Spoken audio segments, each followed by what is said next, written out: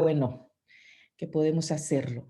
Vamos a orar para que el Señor bendiga este tiempo de seguir aprendiendo sobre la doctrina de nuestro Señor Jesucristo, lo que hemos estado aprendiendo de la lectura del Evangelio de San Juan, y luego pues voy a darles otras instrucciones aquí. Por favor, vamos a orar y le voy a pedir, pues ya que la tengo aquí, a mi amiga Ceci, que si puede orar, por favor. Y díganme si está siendo transmitido también. Sí, está. De acuerdo. Bueno, Padre, te alabamos, te agradecemos en esta mañana porque podemos estar ya aquí, este grupo de mujeres. Deseosa, Señor, que tú bendigas este tiempo de instrucción de la palabra. Gracias, Señor. Bendice a la persona que va a llevar el estudio. Que tú traigas, Señor, sabiduría, palabras de sabiduría y que abras nuestra mente para que lo que aprendamos hoy no solamente quede en nuestra cabeza, en nuestro cerebro, sino que sobre todo llegue a nuestro corazón y podamos aplicarlo en nuestra vida diaria, Señor. Gracias, Padre. En el nombre de Jesús oramos. Amén. Amén, amén. Amén. Muchas gracias, Ceci. Bueno, como todas hemos estado ahí pendientes, hemos estado leyendo el Evangelio de San Juan. Espero que todas lo estén haciendo, o por lo menos la gran mayoría. Y una de las cosas que hacemos es anotar, subrayar las cosas que nos llaman la atención en esta lectura que estamos haciendo. Y voy a tener para comenzar algunas de las cosas que hemos estado aprendiendo. Hermanas, pues puse algunas ya están listas que van a compartir. Espero que todas aparezcan. Y solamente es una cosa sencilla, práctica de lo que el Señor les habló a ustedes en el capítulo que les designé. Y para comenzar, vamos a comenzar con nuestra hermana Eva Landeros, que ella nos va a compartir qué le dio el Señor en el capítulo 6 de Juan. Así que, hermana Eva, solo abre su micrófono y compartimos. Ay, hermana, me quedé en el 8. De verdad. Entonces. Bueno, Está bien, hermana. ¿está bien? Bueno. Entonces empezamos con el 6 porque vamos en el orden aquí. Ok. Como que a fin de cuentas nos terminamos confundiendo. Bueno, está bien. Pero el capítulo 6, como hemos visto, habla del pan de vida, ¿verdad? El pan de vida que es nuestro Señor Jesús. Y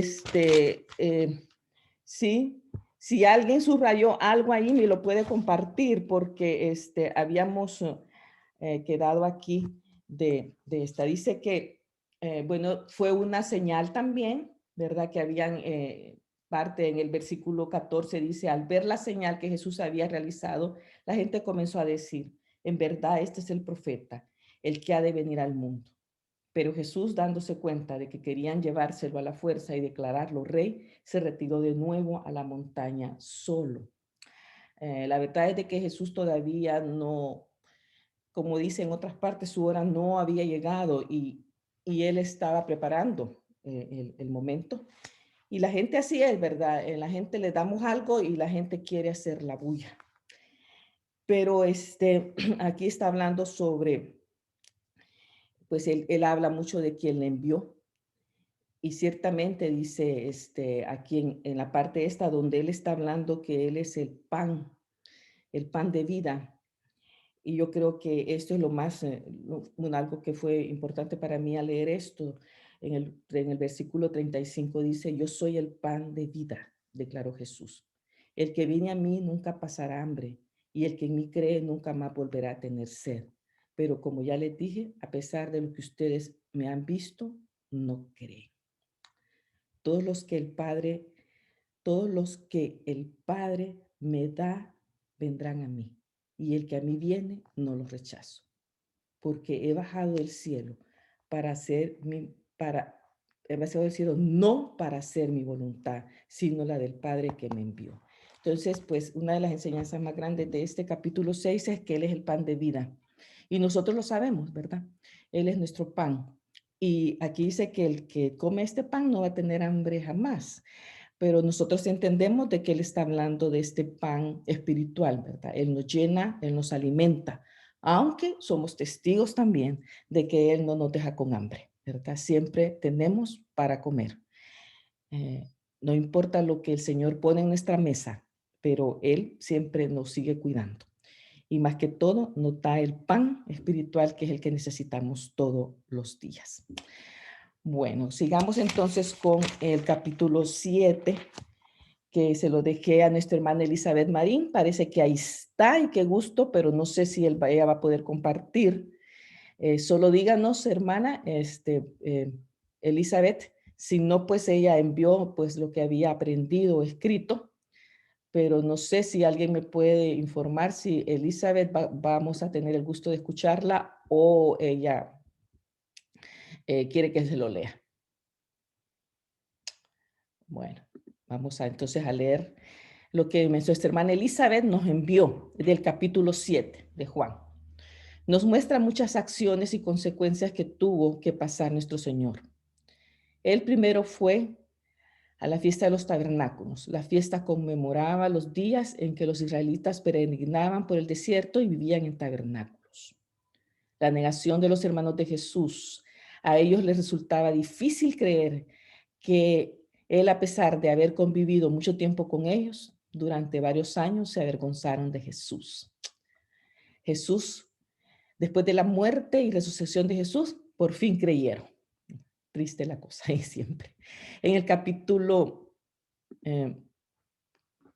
4 dice aquí, de este hermoso libro nos habla de Jesús que quería ser de que Jesús no quería ser visto o reconocido. Me llama la atención, ¿es porque entonces a menudo actuaba en secreto? ¿Sería porque sentía miedo? ¿Sería porque no quería popularidad? ¿Qué impulsó a Jesús a no querer ir al comienzo al templo? La historia habla que los líderes religiosos lo odiaban y muchos rechazaban su regalo de salvación, no importaba lo que dijera. En estos días deberíamos sentirnos privilegiados. Muchas personas hoy en día cuentan con el privilegio de enseñar, predicar y adorar públicamente, enfrentándose a muy poca persecución. Nosotros como creyentes deberíamos estar agradecidos y aprovechar al máximo sus oportunidades de proclamar el evangelio. Finalmente Jesús salió de su escondite, por decirlo así, y fue a predicar. Las personas estaban maravilladas con las palabras que Jesús decía. Otra cosa que llamó la atención fue lo de Nicodemo. Nicodemo se convirtió en un creyente secreto, como la mayoría de los fariseos odiaban a Jesús y deseaban matarlo. Nicodemo arriesgó su reputación y su encumbrada posición cuando habló a favor de Jesús. Me apunta la idea que siempre tenemos ese miedo de hablar de Jesús en ciertas situaciones, cuando nos enfrentamos a personas de diferentes creencias y a veces nos cuesta establecer nuestra posición como cristianos, aunque después nos llenamos de valor y hacemos lo que nuestro Padre nos manda. Que nuestro Padre nos ayude siempre a estar en su presencia y defender nuestras creencias. Muchas gracias, hermana Elizabeth, por su contribución y gracias por recordarnos algunas de las cosas de los otros versículos. Muchas gracias. Bueno, pues seguimos y ahora sí, hermana Eva, el capítulo 8 de Juan. Ponga el micrófono, por favor. ¿Ya está ahí? Sí. Uh-huh. Ok. Al estar leyendo yo el capítulo 8, bueno, es que hay bastantes cosas en el capítulo 8, milagros que hizo Jesús, se enfrentó con los fariseos, pero una de las cosas que me llamó a mí la atención fue cuando estaba leyendo sobre la mujer que fue sorprendida en adulterio. Uh-huh. Y que la traen ante el Señor. Y cuando el Señor le pregunta en el versículo 11, le dice, ¿dónde están, 10 y 11, dónde están los que te condenaban? Y la mujer le dice, pues ya se fueron todos. Y le dice el Señor Jesús, ni yo te condeno, vete y no peques más. Uh-huh. Y luego, entonces ahí recordé, hermanos, cuando en Juan 3:17 el Señor dice, porque no envió Dios a su Hijo al mundo para condenar al mundo, sino para que el mundo sea salvo por él, ¿verdad? Él no vino a condenar a nadie, sino a salvar. Y cuando el Señor Jesús dice en Juan 4:34, mi comida es que haga la voluntad del que me envió y que acabe su obra. Y ahí en Juan 5:30 dice el Señor mismo, no busco hacer mi voluntad, sino la voluntad del que me envió, la del Padre. Y estas palabras del Señor me recuerdan Juan 3:16, porque Dios envió a su Hijo al mundo para salvar al mundo, ¿verdad? Porque amó tanto al mundo que dio a su Hijo unigénito. Esa era la voluntad del Padre, salvar a toda la humanidad. Y envió a su Hijo para salvar. Este Hijo era un don, un regalo, era un presente para la humanidad, para salvarnos. Y en Juan 6:38, ahí mismo dice Jesús, porque he descendido del cielo, no para hacer mi voluntad, sino la voluntad del Padre, que acaba de leer la hermana. En el versículo 39 dice, y esta es la voluntad del Padre. Ahí nos revela el Señor Jesucristo cuál era la voluntad de Dios, de su Padre. Dice, y esta es la voluntad del Padre que me envió, que todo lo que me diere no perdiere yo nada, sino que lo resucitara en el día postrero. Y esta es la voluntad del que me ha enviado, que todo aquel que ve al Hijo y cree en él, tenga vida eterna y yo le resucite en el día postrero. Y qué hermosa esperanza tenemos, hermanas, todas aquellas que hemos creído en el Señor Jesucristo, ¿verdad? Que no nos quedaremos en esa tumba fría, no nos quedaremos ahí cuando muramos, no nos quedaremos ahí. Tenemos la esperanza de que el Señor nos va a resucitar en el día postrero, ¿verdad? Porque hemos creído en Él. Y regresando a San Juan 3:16, donde dice que de tal manera Dios nos amó, esa fue la razón por la cual el Señor nos dio ese presente, Dios nos dio ese presente, ese regalo de la salvación que podemos nosotros tener en su Hijo Jesucristo, porque la salvación no la podemos ganar, ni la podemos merecer, no la merecemos ni la podemos obtener con nada, simplemente que es un regalo, un presente, una dádiva de Dios y que vino del cielo, que fue nuestro Señor Jesucristo, su único Hijo. Y esa fue la razón por la que Dios mandó a su Hijo fue por amor. Amén. Y hay una frase que me gustó mucho a mí, que yo escuché hace mucho, que dice que no fueron los clavos los que retuvieron a Jesús en la cruz, fue su grande amor por nosotros, fue su amor tan grande por ti, por mí. Y bastaba una sola palabra para que el Señor Jesucristo trajera legiones de ángeles para que lo libraran del calvario, del sufrimiento, de la agonía. Pero dice la palabra de Dios, como cordero fue llevado al matadero, enmudeció y no abrió su boca. Porque si ella hubiera dicho una palabra, legiones hubieran venido a salvarlo y a quitarlo del sufrimiento. Él podía, ¿verdad? Librarse. Y en Lucas 4:18 y 19 leemos que dijo el Señor, el Espíritu del Señor está sobre mí, por cuanto me ha ungido para dar buenas nuevas a los pobres, me ha enviado a sanar a los quebrantados de corazón, a pregonar libertad a los cautivos y vista a los ciegos, y a poner en libertad a los oprimidos, y a predicar el año agradable del Señor. Y así fue, el Señor sanó a muchos, dio vista a los ciegos, sanó a los enfermos que venían, socorrió a las viudas, resucitó a algunas personas las resucitó el Señor. Y dice ahí, pero lo más importante era la salvación de las almas, porque todos aquellos que el Señor sanó y que fueron milagros extraordinarios, como los paralíticos, ciegos, cojos, mudos, sordos, leprosos, que eran enfermedades incurables los que hay, pues todos murieron. Mismo Lázaro, ¿verdad? Que resucitó, él volvió a morir. Sí, lo más importante para el Señor, aunque todavía el Señor hace milagros y yo lo he visto muchos milagros hoy, pero lo más importante para Dios es la salvación del alma. Amén. Dice en Isaías 53, 4 y 5, ciertamente Él llevó nuestras enfermedades y sufrió nuestros dolores. Nosotros le tuvimos por azotado y por el herido de Dios, mas Él herido fue por nuestras rebeliones, molido por nuestros pecados, y el castigo de nuestra paz fue sobre Él, y por nosotros y por sus llagas hemos sido nosotros sanados. Pero la pregunta aquí es, entonces, ¿por qué los cristianos nos enfermamos y estamos y morimos? porque nos hemos enfrentado a la muerte de nuestros familiares y aún en este tiempo de amigos y hermanos en Cristo, ¿verdad? Muy queridos. Y este cuerpo se enferma. ¿Por qué es la pregunta? Si Isaías 53 dice que Él llevó nuestras enfermedades, pero es que porque la eternidad no está en esta vida ni en este cuerpo. Amén. La eternidad no está aquí. Somos pasajeros, somos peregrinos, vamos de paso. Amén. Y cuando acabemos la carrera y cuando hayamos guardado la fe, amén, dice que nos espera la corona de justicia.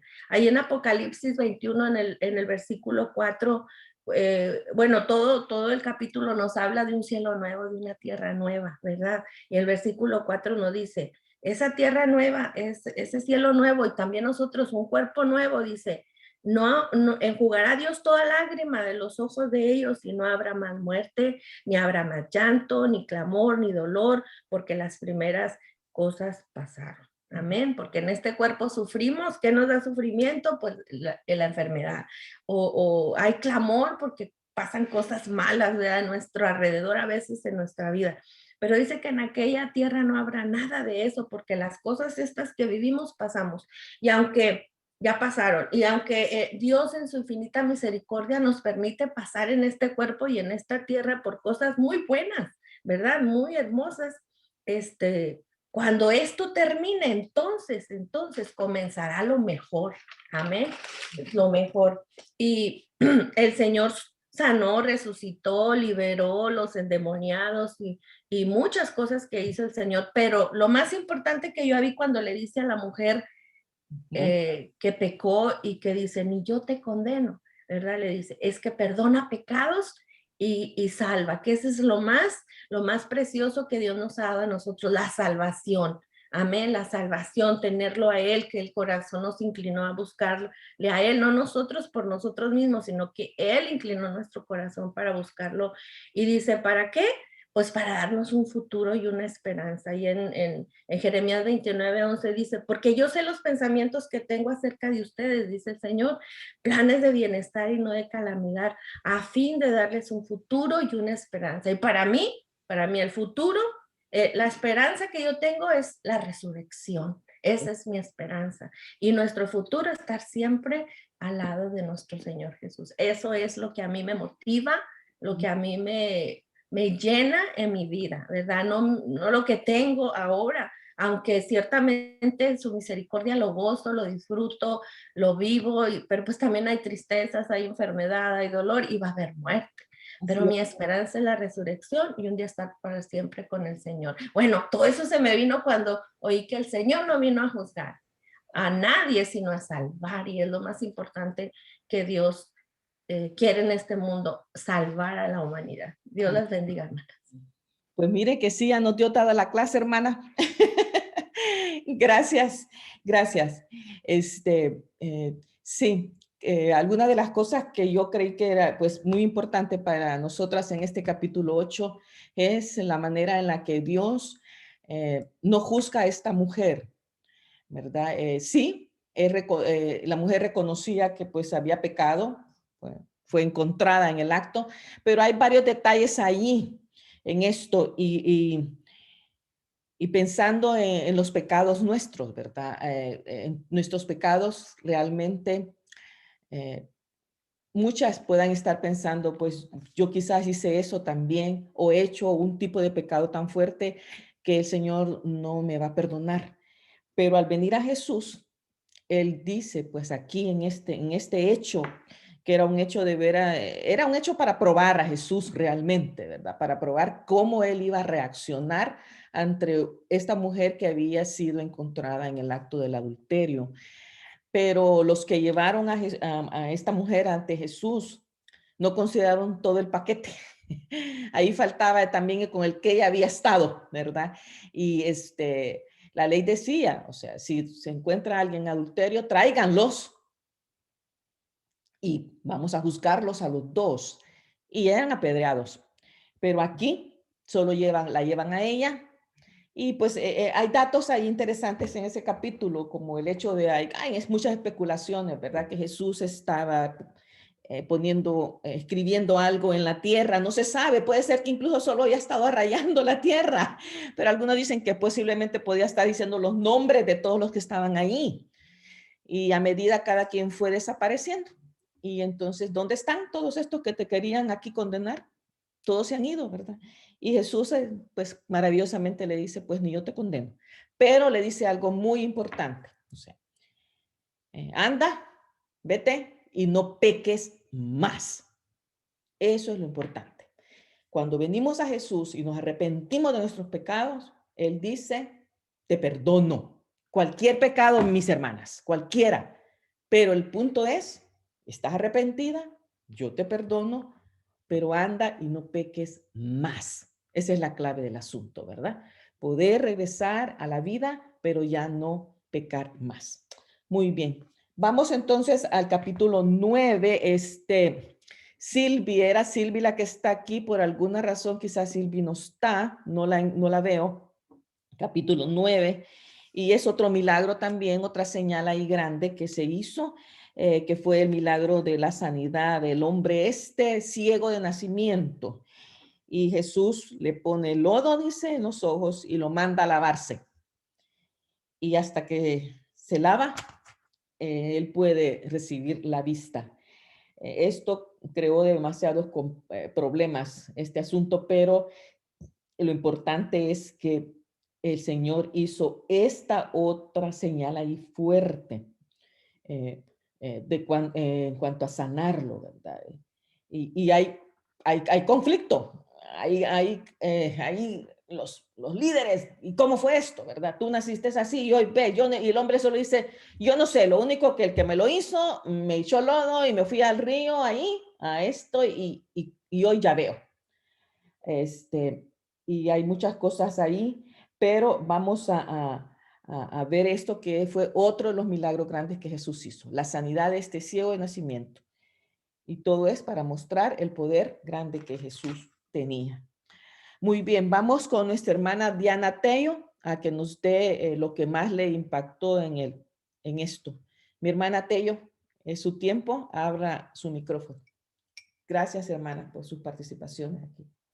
Buenos días, hermanas. Muchas gracias, hermana Alma, por considerarme a compartir esto.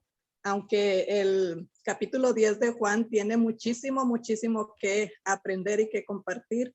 Y quizás voy a dejar muchas cosas fuera, pero voy a tratar de hacerlo más posible por lo que a mí me impactó. Exacto, eso es. Entonces, yo pude ver en este capítulo 10 en que nos presentan en dos partes para que podamos entenderlo. Nos lo dividen de los versículos 1 al 21 para hablarnos sobre el buen pastor y sus ovejas, y luego nos pasan la segunda parte, que es del versículo 22 al versículo 42, donde Jesús afirma que Él es el Hijo de Dios. Entonces, aquí Jesús está usando una parábola, porque como dice usted, hermana, que en el capítulo 9 Jesús había sanado al ciego por nacimiento, y eso causó muchísimos problemas, que la gente no creía que Jesús era el Mesías. Entonces él usó una parábola para poderles explicar, ya que títulos o palabras que él usó eran muy comunes en ese tiempo para que la gente pudiera entender. Entonces él usó la parábola del redil, y él dijo que los ladrones y los bandidos no entran por la puerta, sino que escalan o suben por las paredes porque entran a escondidas. Entonces el pastor entra por la puerta porque el portero lo conoce y le abre la puerta. Entonces al entrar, sus ovejas vienen hacia él porque lo conocen, y al venir hacia él, el pastor les habla por su nombre a cada una de las ovejas. Cuando las tiene junto con él, entonces las saca, y lo importante aquí es que dice que estando fuera, él camina delante de las ovejas y las ovejas lo siguen. Y él las lleva hacia los pastos mejor que puede tener para que ellos sean alimentados. Y esto las ovejas nunca lo van a hacer con un desconocido. Así es. Porque no conocen su voz, entonces no van a poder seguirlo. Y aún diciéndoles esto, Jesús a los líderes, a los judíos, seguían sin entender. Entonces Jesús dijo, bueno, pues voy a explicarles con dos afirmaciones. Y en primer lugar, él les afirmó, dice, yo soy la puerta de las ovejas. Todos los que vinieron antes de mí fueron ladrones y bandidos. La puerta, los que entran a través de mí serán salvos. Entrarán y saldrán libremente y encontrarán buenos pastos. Y aquí es donde encontramos el versículo tan conocido para todos nosotros que incluso nos lo memorizamos, que es Juan 10:10. Y dice, el propósito del ladrón es destruir, matar y destruir y matar. Y mi propósito es darles una vida plena y en abundancia. Después viene la segunda parte, que es yo soy el buen pastor. Y aquí dice que el portero le abre la puerta. Y dice también que sus ovejas lo conoce. Él conoce a sus ovejas y ellas lo conocen a él. Y dice que él sacrificará la vida por sus ovejas. Algo que el ladrón nunca lo hace. Cuando el pastor ve a sus ovejas en peligro, él hace lo que tenga que hacer para salvarlas. Amén. Después también nos dice que él saca del corral a las ovejas y las lleva a un buen pasto para alimentarlas bien y que estén sanas. Es decir, que el pastor se preocupa por darles una buena alimentación a sus ovejas. Y también nos dice que el buen pastor, perdón, tenía otras ovejas que no estaban en ese redil, en ese corral. Y recordemos que hasta aquí, perdón, el pastor para Israel, que era el pueblo de Dios, era Jehová.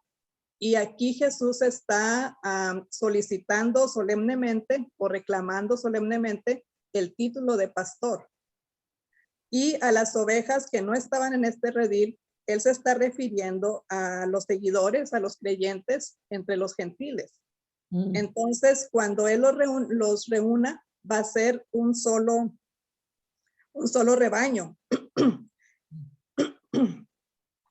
Perdón, va a tener un solo rebaño y aún así la gente no le creía y lo vuelven a confrontar. Y lo confrontan en el día que estaban celebrando la fiesta de dedicación. Esto se llevaba a cabo más o menos en unos 3 meses antes de la Pascua y era en invierno. Y Jesús se encontraba en el templo caminando sobre el pórtico. Y hasta ahí llegó la gente a confrontarlo y decirle, bueno, pues si tú eres el Hijo de Dios, dínoslo claramente para nosotros saberlo. Y Jesús les dice que aunque les diga claramente, ellos no le van a creer porque no son sus ovejas. Entonces Jesús les dice, mis ovejas escuchan mi voz. Mis ovejas las conozco y ellas me conocen. Les vuelve a repetir y les vuelve a aclarar. Mis ovejas les doy vida eterna. Nunca perecerán y nadie las arrebatará de mi mano, de la mano de mi Padre, porque mi Padre y yo, perdón, somos uno solo. Aquí cabe mencionar que está usando la metáfora de las ovejas y refiriéndose a nosotros, sus seguidores, los cristianos, los creyentes. Y está usando a los ladrones y los bandidos para referirse a Satanás, al diablo. Entonces, aquí podemos ver cómo el buen pastor está cumpliendo una de las grandes promesas de la Biblia, en la que tenemos, porque en él encontramos nuestra salvación para vida eterna. Y ningún ladrón ni bandido nos va a separar de él, porque nos tiene tomados de su mano, nos tiene firmes y nadie nos podrá separar porque en él estamos seguros. Amén. Amén. Dios les bendiga. Muchas gracias, hermana. Muchas gracias por la explicación ahí y algunas de las cosas importantes de este capítulo. Me gustaría recordarles que vayamos subrayando todos esos yo soy que Jesús dice en Juan. Subrayenlos y después me van a decir cuántos yo soy, dice él en este evangelio de San Juan, porque es muy importante de ver las señales que estaba haciendo y lo yo soy que él menciona. Y este yo soy de hoy es bien importante. Él es el pastor nuestro. Y el pastor dice que conoce sus ovejitas. Así que es tan lindo para mí saber que yo soy una oveja de él y que él me conoce por nombre. Y yo reconozco su voz. Esa es la parte mía, reconocer su voz cuando él me habla. Gracias, mi hermana, mi hermana Diana. Bueno, tengo otra aquí que no se apareció. Salieron huyendo algunas de las que les dije. No sé qué pasó con Cecilia Corso, pero es el capítulo 11 y este capítulo 11 es un capítulo muy importante. Lo leímos el día de ayer y habla de la resurrección de Lázaro. Y cosas que yo rescaté, que pude otra vez hacerme el clic aquí con Jesús, fue que, bueno, esta es una familia muy amada de Jesús, Lázaro, Marta, María. Hemos escuchado tantas predicaciones sobre este pasaje y sobre la relación que él tenía.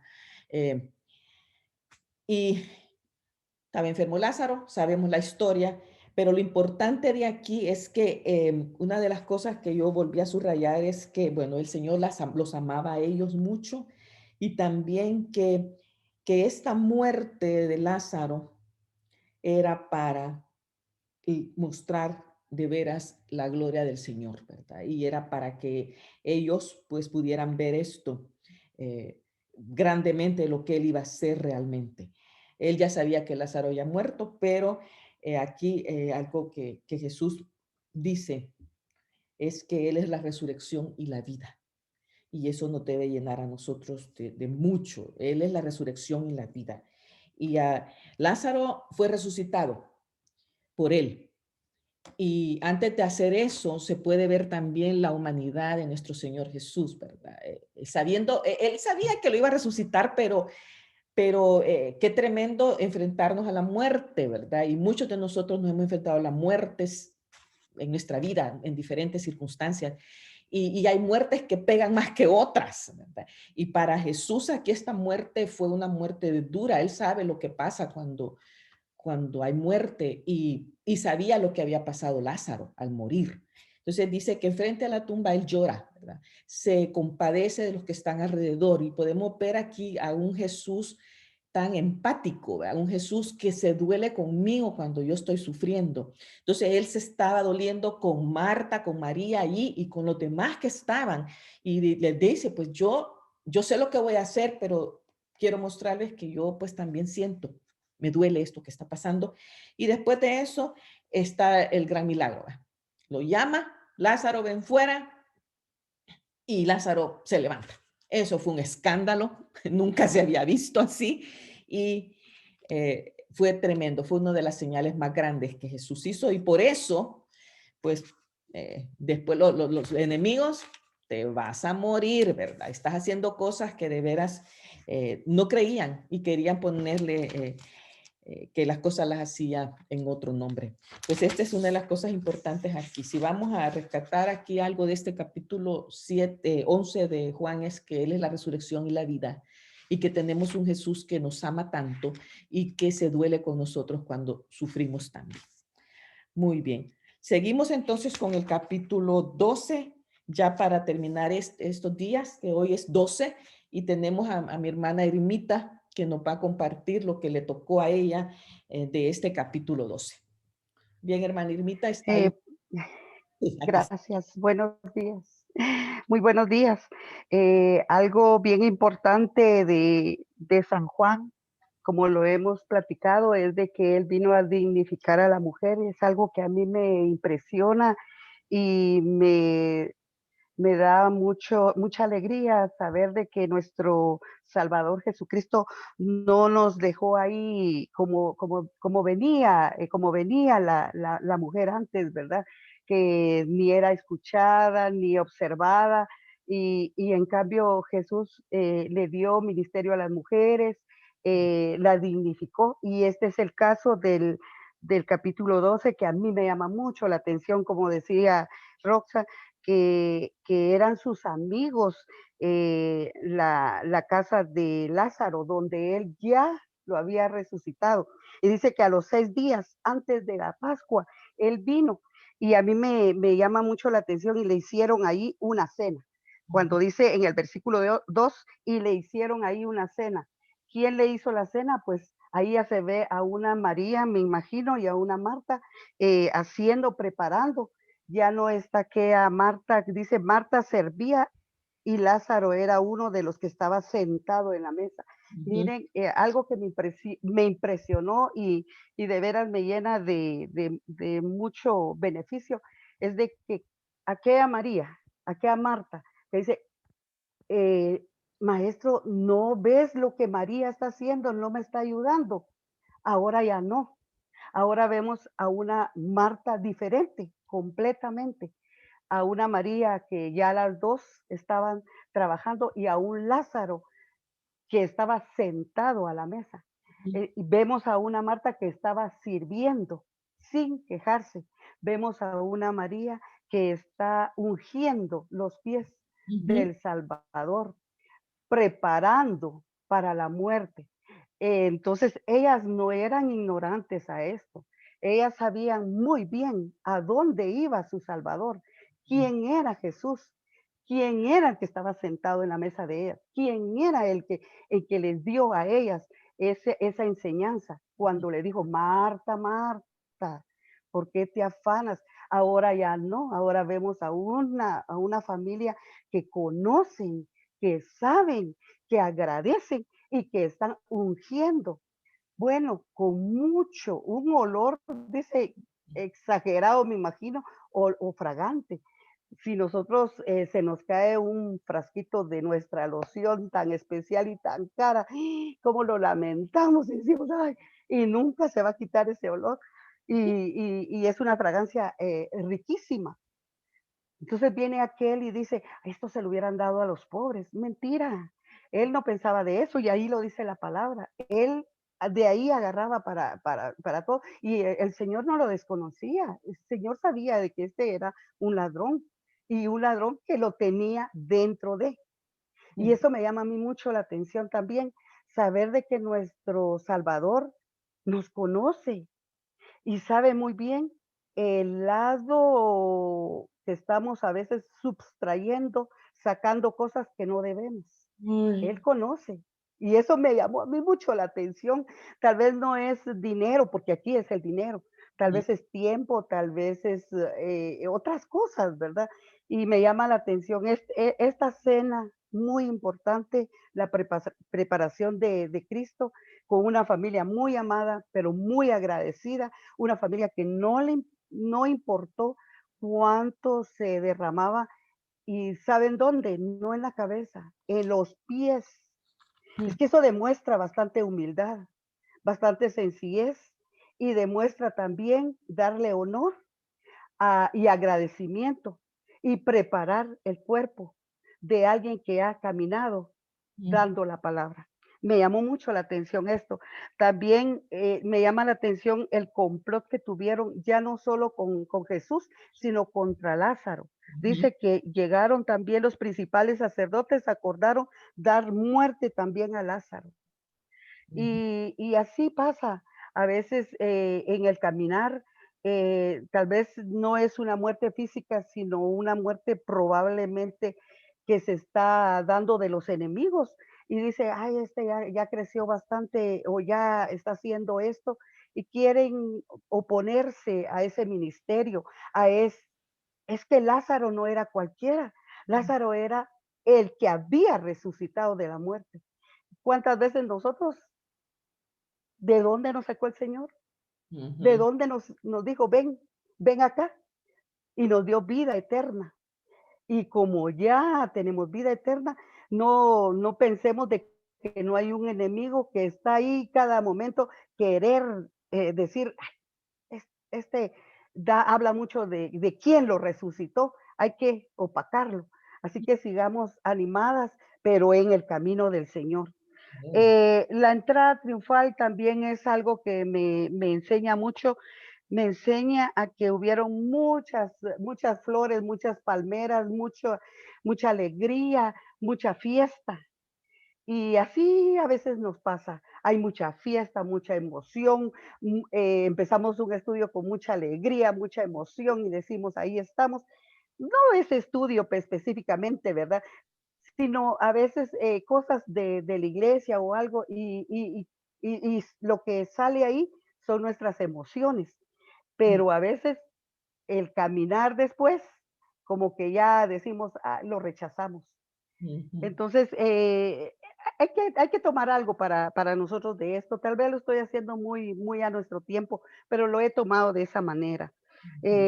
Había mucha gente ahí que quería crucificarle después de que había salido a darle la bienvenida. También podemos ver ya después que llegaron unas personas a querer conocer a Cristo. Y eso me llama la atención porque llegan con los discípulos a preguntarle que si pueden hablar con él. Ujú. Y hay mucha gente que quiere y necesita conocer del Señor. Y Amén. nosotros podemos llevarlos a ellos y llevarlos. Y eso me llamó mucho la atención. Pero me llama la atención también que Cristo dice que el trigo al caer muere la semilla para que dé vida. Y muchas veces nosotros tenemos que dejar que muchas cosas de nuestra carnalidad tengan que morir. Parte de eso es que las mujeres no es de que podemos decir, yo no soy orgullosa, tenemos algo de orgullo, ¿verdad? Porque las mujeres somos tan bonitas, tan especiales, que el Señor conoce, pero también tenemos que dejar que muera algo, ¿verdad? De nosotros, para que el Señor crezca en nosotros, que yo Amén. mengue y que Él crezca, ¿verdad? Lo tenemos que hacer. Cuando el Señor anuncia su muerte, hay algo bien lindo y cuando sale esa voz, ¿verdad? Entonces vino una voz del cielo, una voz bien fuerte, pero que muchos probablemente no lo entendieron, pero el Señor Jesús dijo, bueno, no ha venido esta voz por causa mía, sino por causa de vosotros. Ujú. Em, y a veces nosotros de veras no entendemos esas voces. Tiene que venir una pandemia, tiene Mm. que venir algo grave, porque la palabra ya como que ya no es suficiente. Pero fíjense que la pandemia y todo lo que estamos viviendo está escrito, vienen muchas cosas. No sé por qué nosotros como cristianas estamos como oír ese trueno que no entendemos. No entendemos por qué está pasando esto como un trueno que está viniendo. ¿Y por qué, Señor? Mira que nosotros, no, lleguemos a la palabra, leamos y vamos a entender que vienen muchas cosas más. Y gloria al Señor que lo podemos ver, porque eso quiere decir, mis amadas, de que lo que dice la palabra es cierto y que así va a ser y vendrán más. No nos asustemos, no nos atemoricemos, al contrario, alabemos el nombre del Señor y sigamos adelante como es esto, no por causa del Señor, sino por causa de nosotros, para que entendamos. Hay mucha incredulidad dentro de los judíos y dentro de nosotros también. Y lo último, las palabras de Jesús que juzgarán a los hombres, dice Jesús clamó, el que cree en mí no cree, el que cree en mí, no cree en mí, sino en el que me envió. Ay, el que me ve, ve al que me envió. Ujú. Yo, ahí está el yo que dice Roxa, ¿verdad? Yo, la luz, he venido al mundo para que todo aquel que cree en mí no perezca en tinieblas. Gloria a Dios que ya creemos en la luz y que estamos en él. Y bien importante, en el 34 creo que es, en donde dice que el Hijo del Hombre será levantado. Recordemos cuando en Génesis, ¿verdad? Ujú.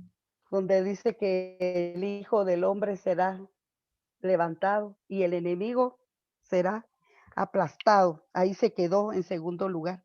El Señor en la crucifixión, en el anuncio de eso, será levantado y así es y así ha sido. Mm. Ya el triunfo del Señor ya ha sido. Así es. Bueno, Esto es lo que Gracias, mi hermana. aprendí y lo que yo tengo en mi corazón. Gracias, mi hermana. Muchas cosas en estos días y viene más. Y una de las cosas que me gustó mucho que la hermana nos hizo el énfasis ahí es, de veras, el Señor Jesús en Juan dignifica mucho a la mujer. Él tiene demasiados contactos con mujeres y eso era también un escándalo. Empieza pues con su relación ahí con, bueno, su madre, ¿verdad? Ahí al principio en el capítulo 4, luego viene su diálogo famoso con la samaritana. Aparecen estas mujeres ahí, amigas de él, muchas mujeres, y él haciendo cosas grandes a través de ellas también. Bueno, mis hermanas, seguimos adelante y para la próxima semana ya tengo aquí mi lista, se la voy a dar al final de quienes voy a querer que me ayuden para que compartan lo que más les tocó de los capítulos que estamos leyendo. Subrayen los yo soy, subrayen las señales y observen el texto y ver qué es lo que Dios dice para nosotras hoy. Pues vamos a seguir. Muchas gracias, mis hermanas, por tomarse el tiempo y por estar leyendo con entendimiento, como dice por ahí un gran amigo mío. Bueno, pues seguimos entonces y vamos a continuar ahora con esta parte de aprender un poco sobre la doctrina de nuestro Señor Jesús, la doctrina del Hijo. Y sí, tenemos un invitado que es mi esposo Gerardo Alfaro, pero lamentablemente él no puede estar en persona porque él ya está en su trabajo ahorita. Pero él ha dejado grabadas él le llama cápsulas doctrinales. Y es algo que nosotros hemos estado haciendo en la iglesia a donde estamos ayudando. Y estas cápsulas doctrinales las tuvo él haciéndolas en el mes de diciembre. Así que cuando escuchen el video, no se extrañen, él está hablando de Navidad. Él está hablando del tiempo que viene Jesús, ¿verdad? Que es la Navidad. Pero son unas cápsulas doctrinales acerca del Hijo. Entonces, lo que vamos a hacer ahorita es esto. Vamos a estar como recibiendo una clase. Esta es una clase que vamos a recibir. Así que apunte usted, doctrina del Hijo. ¿Qué aprendemos sobre nuestro Señor Jesús de parte de la enseñanza que el hermano Gerardo va a estar dando? Y haga como su bosquejo, ¿verdad?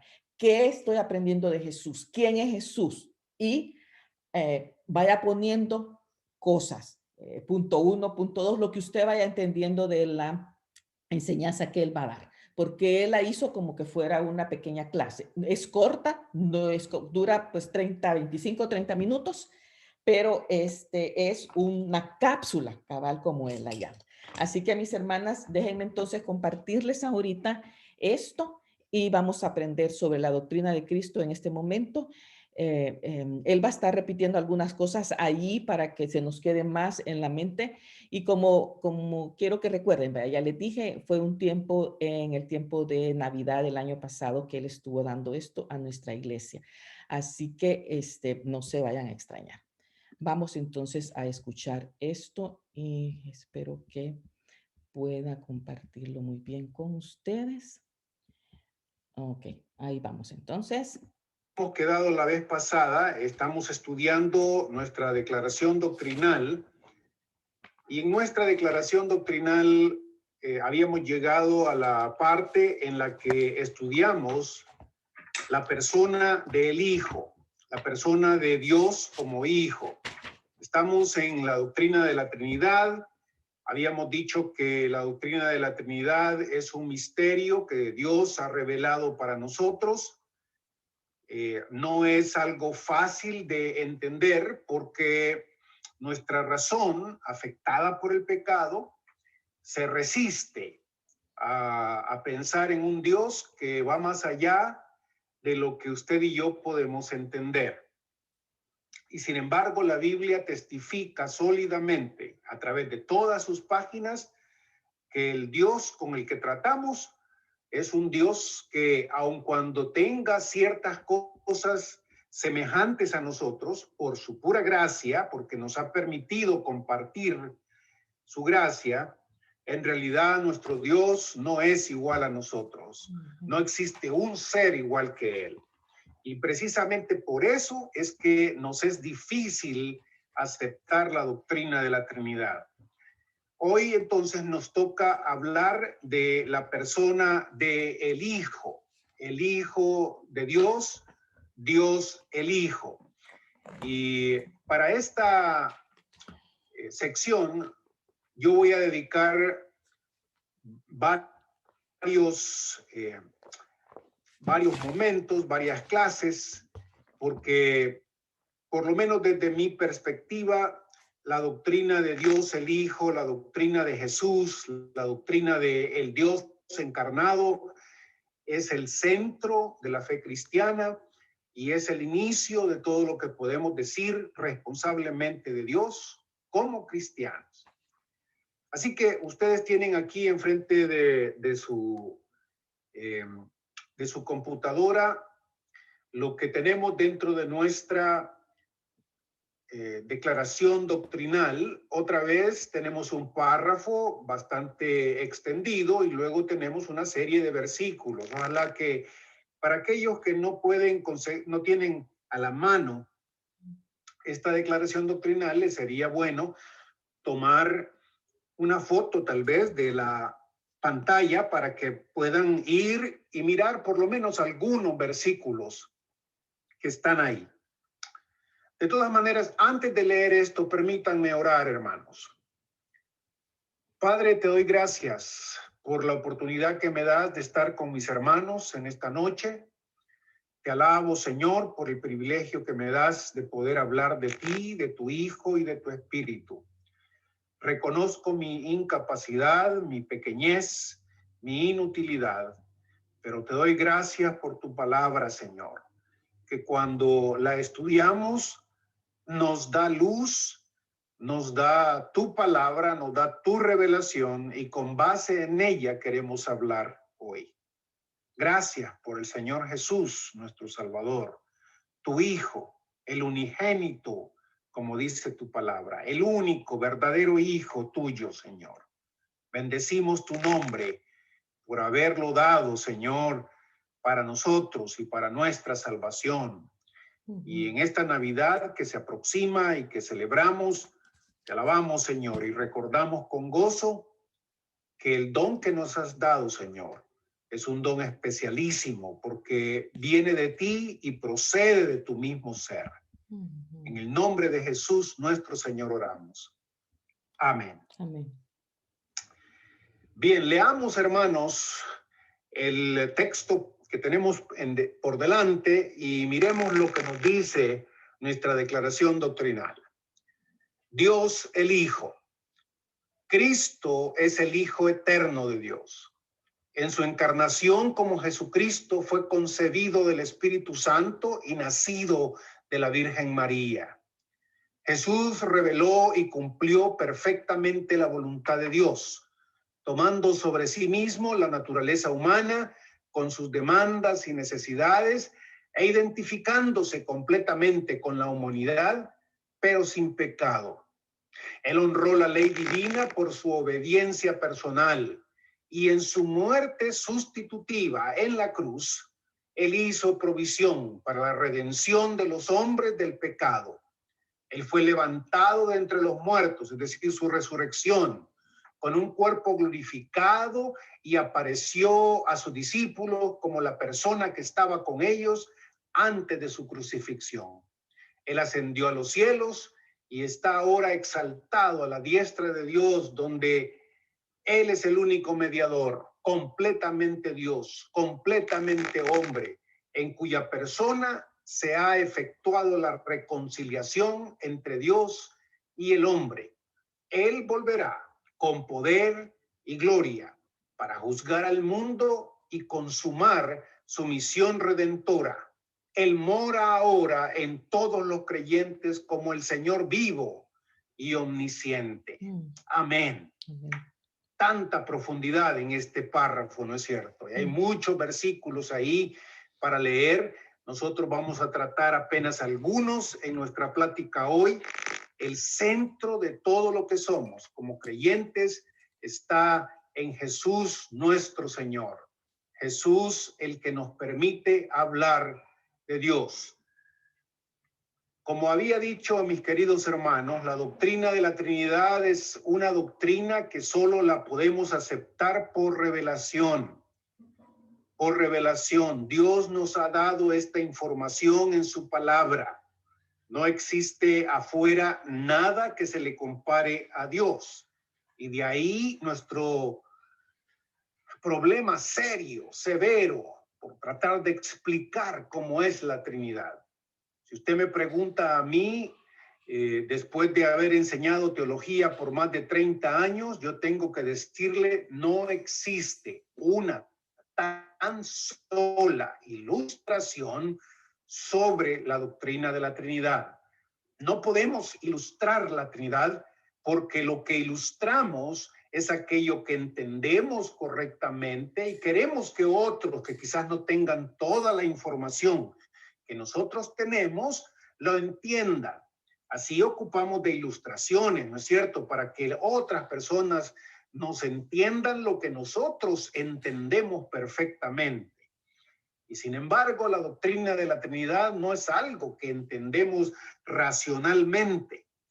No creemos en la doctrina de la Trinidad porque podemos compararla con otros eventos u otras personas. No. Creemos en la Trinidad porque es el dato bíblico. La palabra Trinidad no aparece en la Biblia, pero lo que sustenta la doctrina de la Trinidad está ahí. Lo que sustenta a la Trinidad, a la doctrina de la Trinidad, es que existe solo un Dios. No hay muchos dioses, solo hay un Dios. Pero este Dios se ha manifestado al hombre de tres maneras absolutas. Se ha manifestado como Padre, se ha manifestado como Hijo y se ha manifestado como Espíritu Santo. Estas tres conciencias, tres personas, no son modos de ser de una misma persona. Como les decía en alguna clase anterior, no es que, como sucede con nosotros, algunos quieren ilustrar la doctrina de la Trinidad de esa forma y nos dicen que Dios es igual que nosotros. Así como Gerardo Alfaro puede ser esposo, puede ser papá, puede ser quizás abuelo, de la misma forma Dios es Padre, Hijo y Espíritu Santo. A veces es papá, a veces es hijo, a veces es Espíritu Santo. No. Dios siempre es Padre, Dios siempre es Hijo y Dios siempre es Espíritu Santo. No es igual. ¿Cómo sabemos eso? Lo sabemos porque la Biblia en su totalidad nos lo enseña. Hay tres personas que se llaman Dios, que reclaman atributos, que reclaman nombres que solo Dios tiene, y que pueden hacer, tienen el mismo poder que solo Dios tiene. Padre, Hijo y Espíritu Santo. Y ellos se relacionan entre ellos mismos. La doctrina de la Trinidad entonces es un escándalo para muchas personas porque creen que estamos pensando en un Dios de tres cabezas, por ejemplo. Así dicen los malmente llamados testigos de Jehová. Porque ser testigo de Jehová representa ser testigo de la revelación que Jehová nos ha dado. Y la revelación de Jehová, aun cuando va más allá de lo que nosotros podemos entender, es clara en este sentido. Jesús y el Padre no son la misma persona, pero son el mismo Dios. ¿Cómo es eso? Me preguntarán. Mi respuesta es, no lo sé. Solo sé que la Escritura testifica de esto. El Espíritu y Jesús no son la misma cosa, son diferentes personas. Tanto así que el Señor Jesús habla del Espíritu Santo como de el otro consolador, el Evangelio de Juan. Y sin embargo, algunas partes la Escritura habla del Espíritu de Dios. Y el Señor Jesucristo dice que Él, tercera persona, Él, el Espíritu Santo, me glorificará a mí, dice también. Eso no es entonces la misma persona. Y sin embargo, el Nuevo Testamento también insiste que Jesús y el Espíritu son Dios. Jesús es el Señor, el Padre es el Señor y el Espíritu Santo es el Señor. Así dice el apóstol Pablo. Donde está el Señor hay libertad. El Espíritu del Señor es el que da libertad. Entonces, otra vez, ustedes me pueden preguntar cómo se relaciona eso. Deme una analogía, ilústreme en sentido. Yo le tengo que decir, no tengo ilustración. Solo le tengo que decir lo que la Escritura dice. Creemos en un Dios que es un solo Dios y que se manifiesta en tres personas eternas. Estamos hablando en esta ocasión del Hijo de Dios, del Dios Hijo, que es la segunda persona de la Trinidad, no porque sea inferior a Dios el Padre, sino porque ese es el orden en el que se nos revelan. Dios es un Dios de orden. Y sin embargo, con todo y ser un Dios de orden, esto no significa, cuando hablamos de que Dios es primera persona el Padre, segunda persona el Hijo y tercera persona el Espíritu Santo, en ningún momento se está pensando en que el Hijo es inferior al Padre o que el Espíritu Santo es inferior al Padre. Más bien, si usted lee la Escritura con detenimiento, encontrará pasajes en el Nuevo Testamento en donde el orden se invierte. A veces no es Padre, Hijo y Espíritu Santo. A veces es Hijo, Padre y Espíritu Santo. A veces es Espíritu Santo, Padre e Hijo. Los tres tienen la misma dignidad. Los tres tienen el mismo título. Los tres son el yo soy eterno, el nombre de Dios. Yahweh, Jehová de los ejércitos, el nombre de Dios, como bien dice Mateo 28:20, lo comparte el Padre, el Hijo y el Espíritu Santo, el yo soy eterno. Por eso, cuando aquellos hombres de la turba vienen a capturar al Señor Jesús para llevarlo a la crucifixión, a donde lo llevan, y preguntan por Jesús de Nazaret, y cuando Él les responde, Él les dice, yo soy. El yo soy de Jesús nos recuerda ese pasaje famoso de Éxodo capítulo 3, versículo 14, cuando Moisés le pregunta a Dios, ¿cuál es tu nombre? Y Dios le dice, yo soy. Y en Juan, cuando Jesús dice, yo soy, todos sus enemigos se postran, caen al suelo, precisamente porque al nombre de yo soy, que es el nombre de Jehová, Yahweh, 3:14 de Éxodo, el nombre soy, yo soy Yahweh, eso es en hebreo otra vez, yo soy el que soy. Los que tratan de capturar a Jesús caen al suelo postrados, humillados otra vez, en una manera simbólica de repetir lo que Isaías, capítulo 66, ha dicho, que al final de los tiempos toda la tierra se postrará delante de Dios, se arrodillará delante de Dios nuestro Salvador. Algo que también el apóstol Pablo repite en Filipenses capítulo 2, al final, versículo 11. Toda la tierra, los que están en los cielos, en la tierra y debajo de la tierra, y toda lengua confiese que Jesucristo es el Señor. Amén. Aquí está el misterio de Dios el Hijo de Dios que es Dios el Hijo. Dentro de poco, hermanos, en un par de semanas estamos celebrando Navidad. Y lo que celebramos no es que Dios nos haya mandado un gran ángel o un gran profeta o un gran hombre sabio.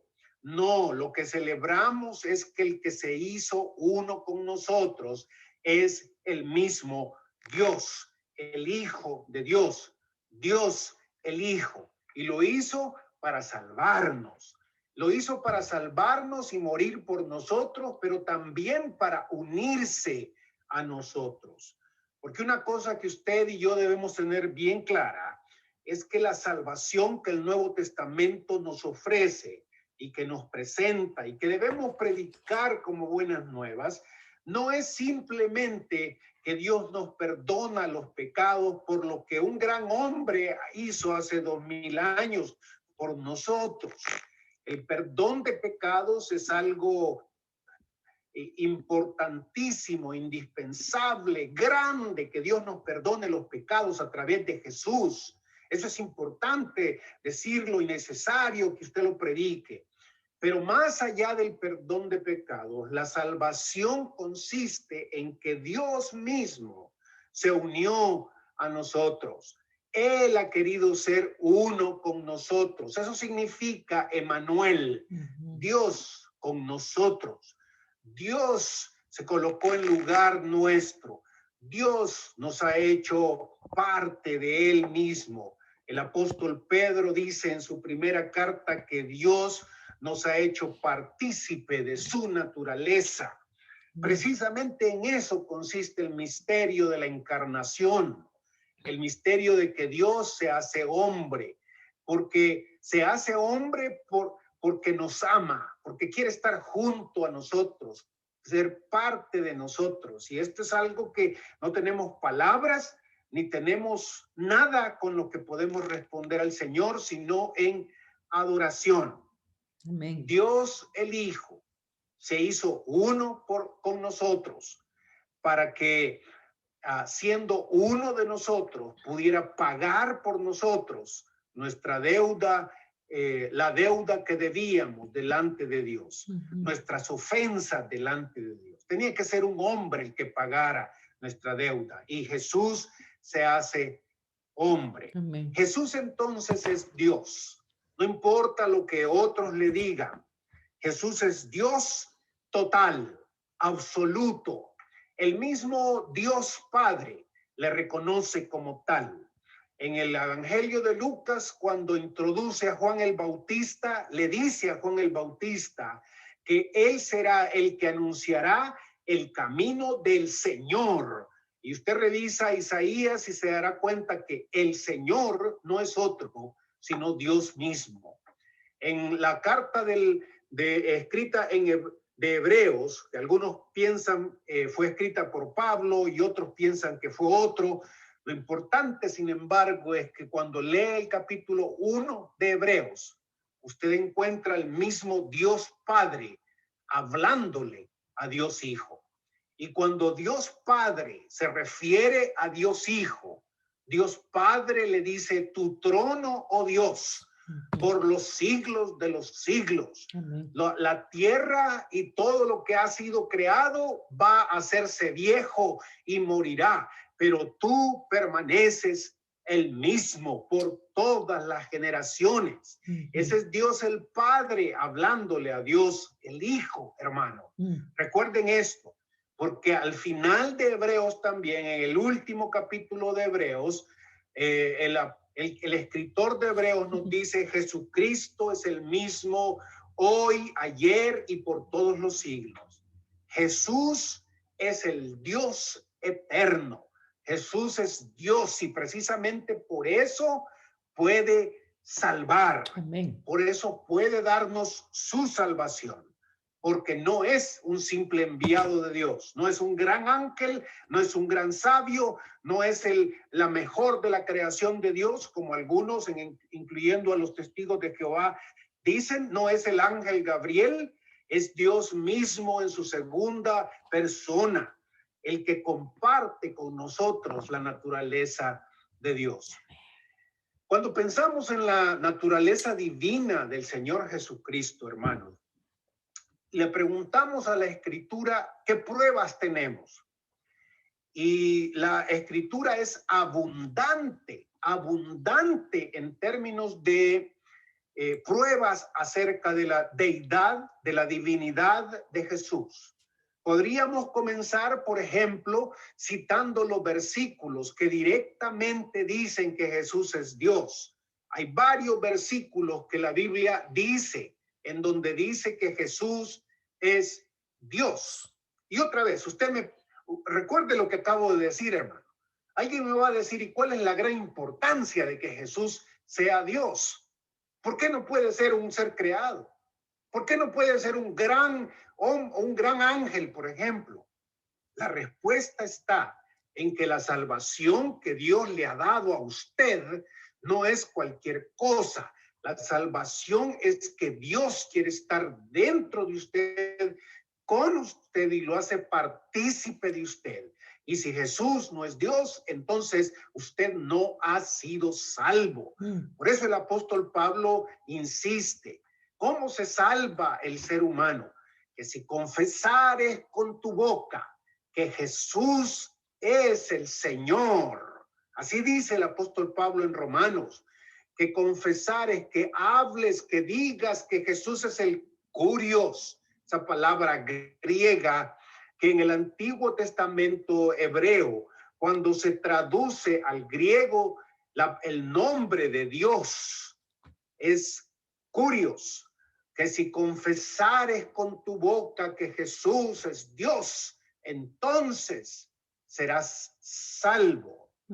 Jesús puede probarse en el Nuevo Testamento, es Dios. Hay un montón de pasajes que hablan de eso, aun cuando algunos han querido borrarlos, tergiversarlos, quitarlos de ahí porque les molesta, porque es ofensivo.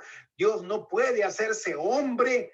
Y la Escritura nos dice el amor de Dios y el poder de Dios lo ha llevado a hacerse uno con nosotros. Por eso creemos que Dios se hizo hombre y nos gozamos en que Dios se hizo para nuestra salvación hombre. Hay varios pasajes, todos los pasajes que se mencionan en Juan, por ejemplo, comenzando con el capítulo 1, versículo 1. El verbo era Dios, la palabra era Dios, y aquel verbo se hizo carne y vimos su gloria, gloria como la del unigénito, lleno de gracia y de verdad. Y luego en el mismo capítulo dice, el único Dios verdadero nos ha revelado a Dios.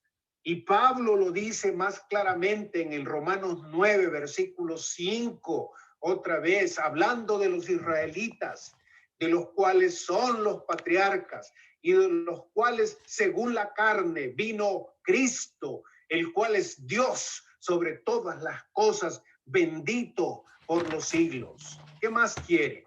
Primera de Juan 5:7 dice, y 5:20 dice, y estamos en el verdadero, en su Hijo Jesucristo. Este es el verdadero Dios y la vida eterna. Los versículos son muchos, hermanos, y no puedo yo citarles todos los que dicen que Jesús directamente es Dios absoluto, no un segundo Dios, no un Dios de segunda naturaleza o de segundo nivel. Pero además de los versículos que se dan de forma directa, el Nuevo Testamento abunda en otras evidencias de que Jesús es Dios. Jesús reclama ciertas cosas que solo pueden ser de Dios. Por ejemplo, si usted observa los evangelios, al inicio del evangelio, en la tentación de Jesús, Jesús le dice al diablo, escrito está, adorarás solamente a Dios. Así le dice en Mateo, por ejemplo. Y sin embargo, si usted va a Mateo capítulo 28, Jesús acepta que lo adoren sus discípulos. Sus discípulos lo adoraron otra vez y él no les dice que es incorrecto hacerlo. Además de eso, reclamar esa adoración sería un completo fiasco, ¿no les parece? Una tremenda equivocación otra vez. Por eso cuando Tomás en el Evangelio de Juan, capítulo 21, cuando Jesús se presenta resucitado y le muestra sus manos y sus pies horadados por los clavos, Tomás, el incrédulo, al ver a Jesús resucitado, le dice, mi Dios y mi Señor. Y Jesús no lo corrige. Jesús no le dice, Tomás, cuidado, no me llames así porque hay un solo Dios.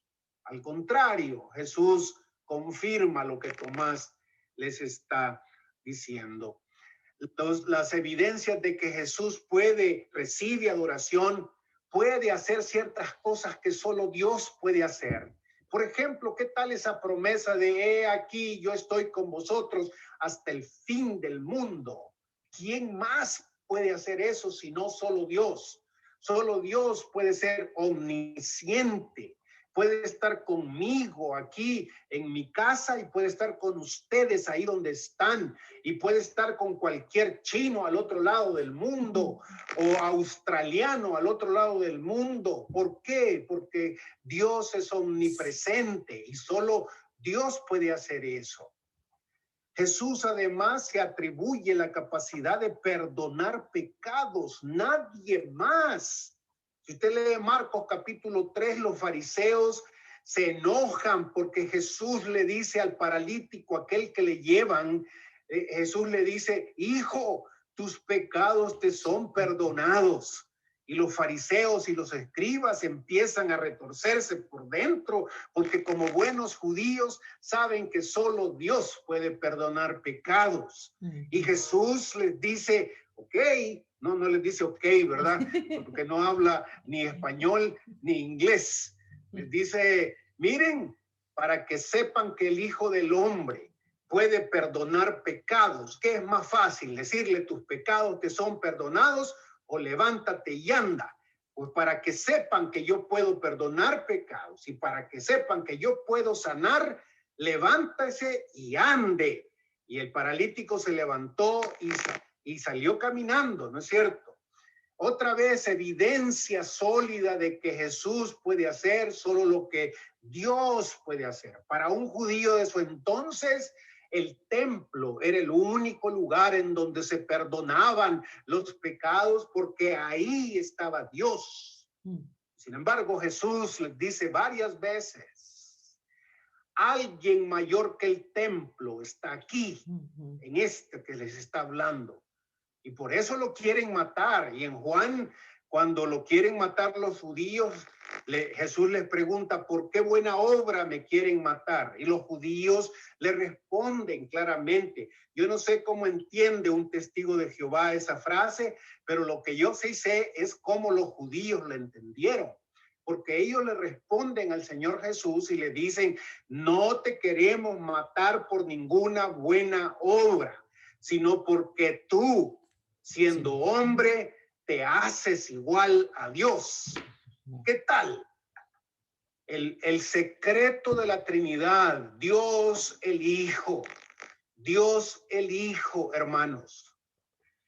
Y pudiéramos gastar toda la noche aquí. Sinceramente, este es uno de los temas porque para mí este es el centro de la fe cristiana. Al fin, si usted no cree esto, no importa lo demás que crea. Usted puede creer muchas cosas y llamarse cristiano, pero si no cree esto, toda su salvación no sirve, porque su salvación es probable que no le alcance. Si fue un ángel el que murió por usted, a saber si tiene suficiente poder para salvarlo, a saber si tiene suficiente poder para ayudarlo.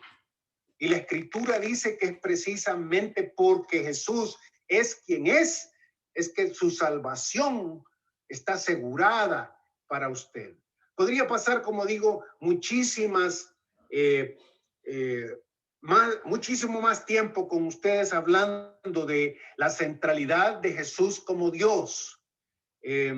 Y no nos alcanzaría el tiempo. Noten, para terminar, si usted ha leído con detención el libro de Apocalipsis, léalo aun cuando es difícil de entenderlo en algunos sentidos, pero léalo buscando, preguntándole quién es Jesús en el libro de Apocalipsis.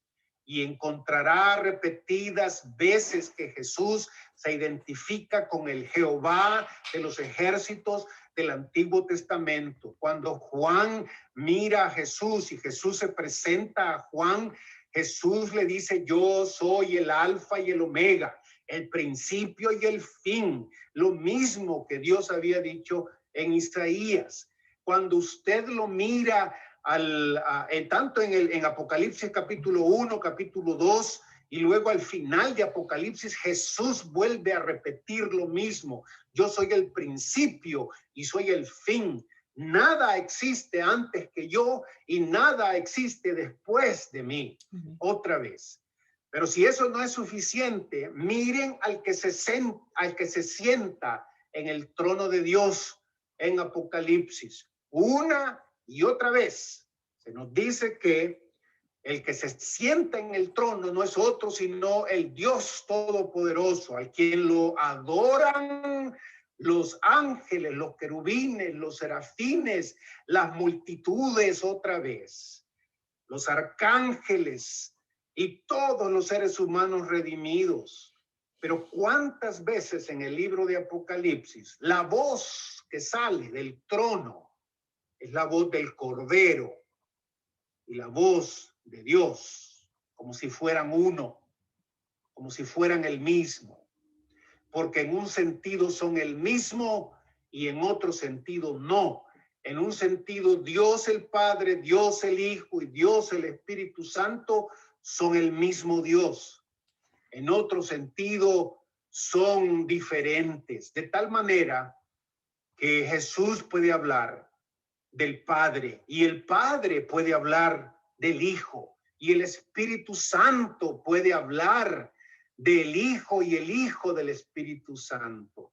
Lo único que nos queda, queridos hermanos, si somos honestos con la revelación que Dios nos ha dado en la Escritura, es postrarnos delante de nuestro Dios en adoración, Amén, en servicio, en oración, encargándonos nosotros a su misericordia y a su bondad y dándole gracias porque Él ha querido revelarse a nosotros Amén, de esta forma.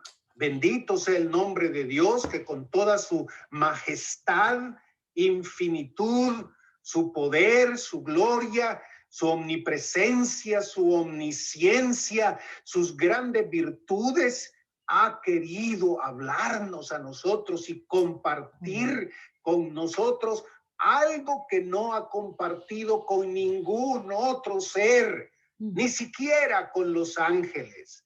Pedro dice, hermanos, que los ángeles quisieran mirar en lo que Dios nos ha dado. Y si somos sinceros, siguiendo el idioma hebreo, cuando Pedro dice los ángeles desean mirar, lo que significa ese pasaje es que los ángeles quisieran participar en lo que nosotros hemos recibido de nuestro Dios.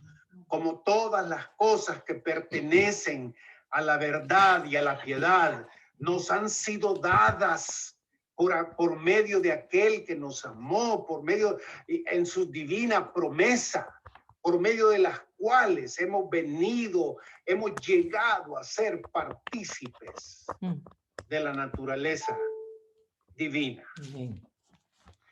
Vamos a hablar en nuestra próxima entrega de la dimensión de Jesús como hombre. Hemos hablado de Jesús como Dios, pero Jesús es Dios completo y es hombre completo. Y por eso también le damos gracias al Señor. Amén. Vamos a hablar en la próxima reunión sobre eso. Por el momento, qué bendición hablar con ustedes. Que el Señor me los bendiga, hermanos y amigos.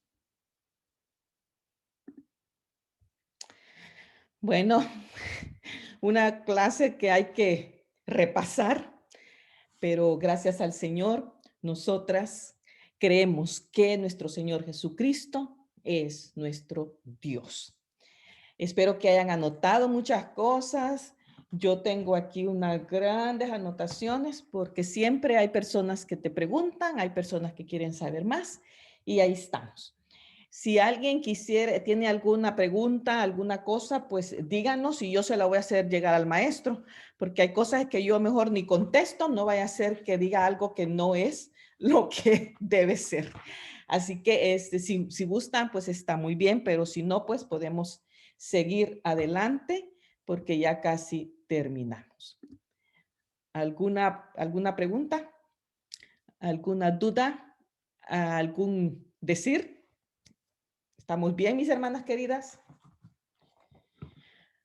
Bueno, se callaron. Estamos bien. Muy bien. Pues Todo muy bien, Almi. Fue excelente la ponencia de Gerardo, muy instructiva. Me encantó mucho. Muchas gracias por compartirla. muy bien. Seguimos el próximo lunes con la siguiente parte, donde él nos va a hablar de que Jesús es completamente hombre también. Seguimos Y adelante. Almi, ¿no nos podés compartir como la ponencia, así como Yo el puedo, videíto de Gerardo? yo puedo compartir el video, con mucho gusto. Yo se los hago llegar. Perfecto. Muy bien. Bueno, muchas gracias.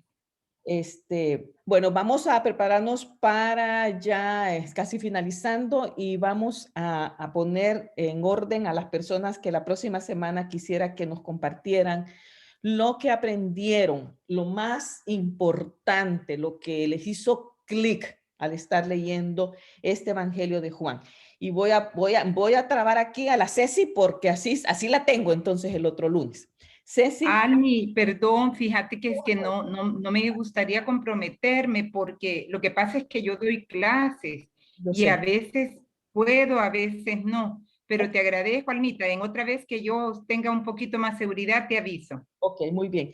Entonces, voy a tener aquí a Trini, el capítulo, por favor, el capítulo 14 de Juan. Anoten, por favor. Solo dime que sí, Trini. Ok, excelente, eso es. Solo pongan la manita. Perfecto, Trini.